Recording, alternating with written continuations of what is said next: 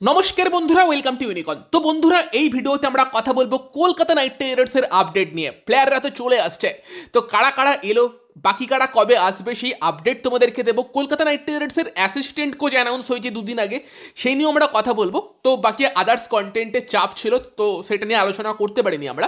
তো সেখানে ফার্স্টে যদি কলকাতা নাইট রাইডার্সের নতুন অ্যাসিস্ট্যান্ট কোচকে নিয়ে কথা বলা যায়, অটিস গিবসন, তাকে কিন্তু কেকেআর অ্যাপয়েন্ট করেছে অ্যাজ এ অ্যাসিস্ট্যান্ট কোচ। এবার অটিস গিবসনের কথা বললে তার কিন্তু হিউজ একটা এক্সপিরিয়েন্স আছে।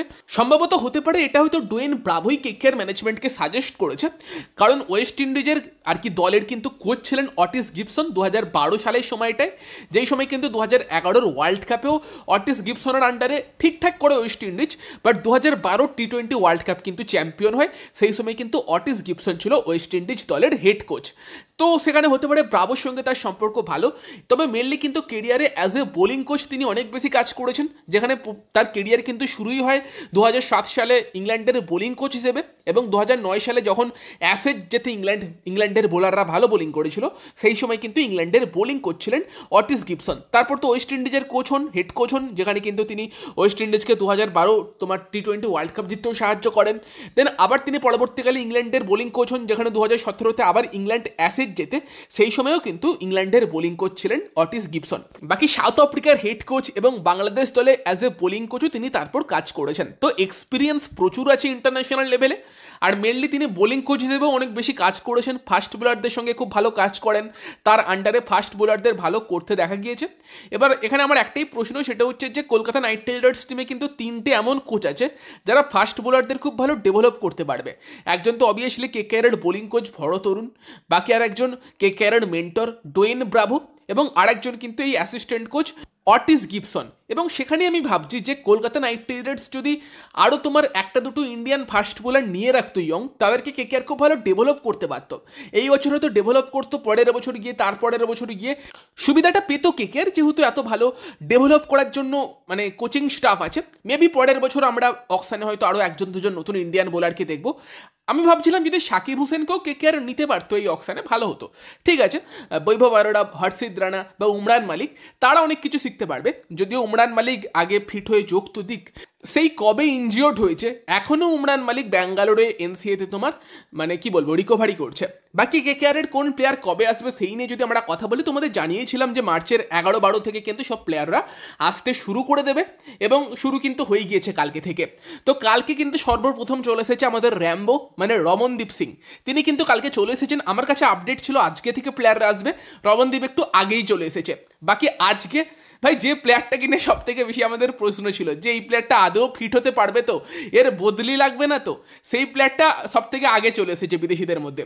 সঙ্গে তার আরও এক সাউথ আফ্রিকান বন্ধুকে নিয়ে, আমরা কথা বলছি নোকিয়ার মানে অ্যান্ড্রিক নরকিয়ার। তো তিনি কিন্তু চলে এসেছেন, সঙ্গে কুইন্টন ডিকক, তিনিও আজকে চলে এসেছেন। বাকি আর কি কোচেদের মধ্যে অলরেডি যারা যোগ দিয়ে দিয়েছে, সেখানে কিন্তু টিম ম্যানেজার ওয়েন বেন্টলে, সঙ্গে কলকাতা নাইট রাইডার্সের spin bowling coach Carl Crowe, এবং তার সঙ্গে কিন্তু যোগ দিয়েছেন ক্রিস ডোনাল্ড, যিনি কিন্তু টিমের আর কি স্ট্রেংথ অ্যান্ড কন্ডিশনিং কোচ। তো তারা কিন্তু যোগ দিয়ে দিয়েছে আজকে টিমের সঙ্গে। আজকে কিন্তু আরও বেশ কিছু অ্যারাইভাল কলকাতা নাইট রাইডার্স দলে হতে চলেছে, কারণ আজকেই কিন্তু আর কি ভারতীয় প্লেয়ারদের সবার চলে আসার কথা।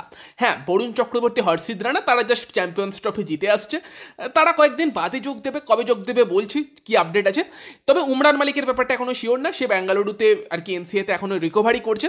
বাকি কিন্তু যে কেকেআরের তোমার ব্রিগেড, ইন্ডিয়ান ব্রিগেড, সেখানে কিন্তু ভেঙ্কটেশ আইয়ার, অজিঙ্কে রাহানে, রিঙ্কু সিং, বৈভব অরোরা সহ বাকি সব ইন্ডিয়ান যারা প্লেয়ার যারা মুম্বাইতে ট্রেনিং করছিল, তোমাদের জানিয়েছিলাম কয়েকদিন আগে, তাদের কিন্তু প্রত্যেকেরই আজকেই টিমের সঙ্গে যোগ দেওয়ার কথা।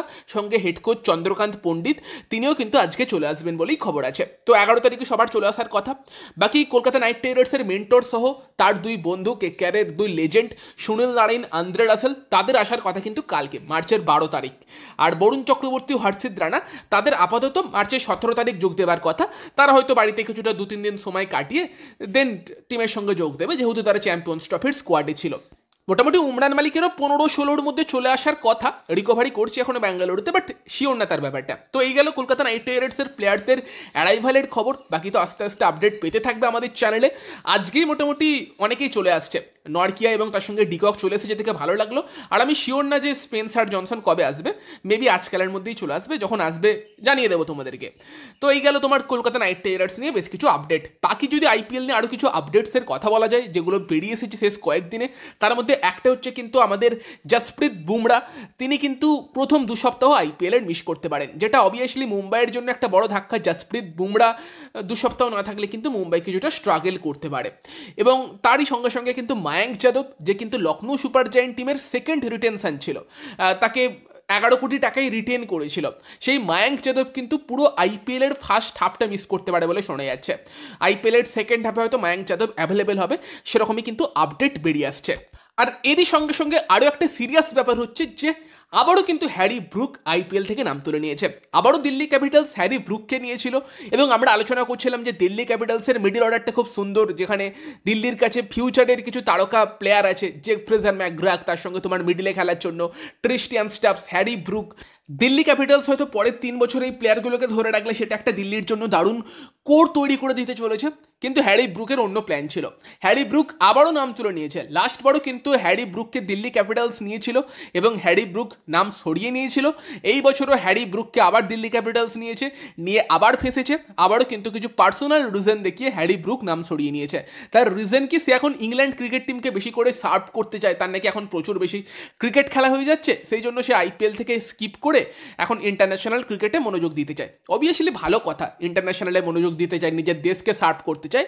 বাট এই যে প্লেয়ারগুলোর নাম দেয়, দিয়ে তাদেরকে একটা বড় অ্যামাউন্ট খরচা করে ফ্র্যাঞ্চাইজির একটা প্ল্যানিংয়ে কেনে এবং তারপর নামটা সরিয়ে নেয়, ভাই এটা কিন্তু ফ্র্যাঞ্চাইজিদের রীতিমতো সমস্যায় ফেলে দেয়। কারণ প্রত্যেক দলের একটা করে প্ল্যানিং থাকে যে এইভাবে আমাদের টিমটা সেভ করবে, এইভাবে আমরা খেলবো, এবং সেখানে যদি হঠাৎ করে একটা প্লেয়ার নাম তুলে নেয় আইপিএল শুরুর কয়েকদিন আগে, টিমের তো রীতিমতো সমস্যা হয়। আর এই জন্যই বিসিসিআই কিন্তু নতুন রুল এনেছিল যে তুমি মিনি অকশনে নাম দিতে চাও, তার জন্য তোমাকে মেগা অকশনে রেজিস্টার করতে হবে। আর যদি তুমি একবার নাম দিয়ে সরে যাও, তার জন্য 2 বছরের ব্যানও হতে পারে। এবার এটাই দেখার যে হ্যারি ব্রুককে কি পরের বছর আইপিএলের আগে 2 বছর ব্যান করা হবে। কারণ ফার্স্ট টাইম কিন্তু না, 2 বছর পর পর কিন্তু হ্যারি ব্রুক পার্সোনাল রিজন দেখিয়ে নাম তুলে নিল, এবং সেখানে দাঁড়িয়ে আইপিএল কি সিদ্ধান্ত নেয় সেই দিকে আমাদের নজর থাকবে। বাট আমার মনে হয় যে হ্যারি ব্রুক আর কি ইন্ডিয়াতে খেলতে আসতে চাইছে না, মেন কারণ হচ্ছে তার যে স্পিনার এগেনস্টে খেলা সেটা এতটাই খারাপ, বারবার আউট হয়ে যায়, আউট হয়ে বলে যে কুয়াশা ছিল বলে দেখতে পাইনি। হতে পারে যে আবার ইন্ডিয়াতে এসে স্পিনের এগেনস্টে আইপিএলে স্ট্রাগল করে নাম খারাপ করতে চাইছে না, একটু ভয়ই হয়তো আসছে না, নয়তো পরপর 2 বছর হ্যারি ব্রুক নাম তুলে নিল। বাট যদি নাম তোলারই হয়, তোমার আইপিএল অপশানে দেবার কি দরকার? যেমন মার্কুড নাম দেয় না এই বছর, ভালো কাজ করেছে, নাম দিয়ে তুলে নিলে সেটা রীতিমতো সমস্যার জায়গা। তো সেখানে এই আপডেটগুলোই বেরিয়ে আসছে। যদি ভিডিওটা ভালো লাগে ভিডিওটাকে লাইক করে দিও, শেয়ার করে দিও। আমাদের চ্যানেলে প্রথমবার এলে আমাদের চ্যানেলটিকে সাবস্ক্রাইব করে তার পাশের বেল আইকনটাকে অন করে দিও। আর এই আইপিএল আসছে, এবার তোমরা কী ধরনের টপিকে ভিডিও দেখতে চাও সেটাও কমেন্ট করো, কমেন্টে জানিও। তো চলো এই ভিডিওতে এই পর্যন্তই, বাই বাই।